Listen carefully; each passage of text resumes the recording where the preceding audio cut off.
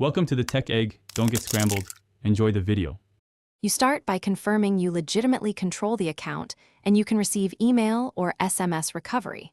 Once confirmed, place the QR image on a trusted device and open your Authenticator or Password Manager app. Scan the QR directly into the app rather than photographing or emailing it around. This reduces risk. Make sure the app shows the account name and a rotating code or saved entry. Once visible, note any provided recovery codes and keep them secure for the next steps. With the app open, scan the QR and watch for an account label and issuer to confirm authenticity. This prevents linking the code to the wrong account.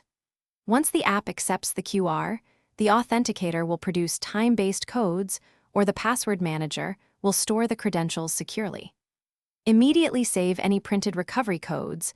The service provides and enable encrypted backups inside the app if you rely on multiple devices. This step ensures you can restore access without rescanning the QR. Finish by testing the new setup.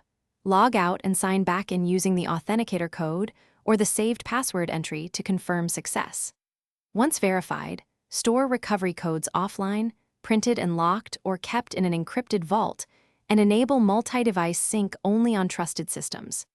If the QR scan fails, enter the manual setup key usually provided beside the QR, or contact the service provider for account recovery. This troubleshooting tip resolves most failures without risky workarounds.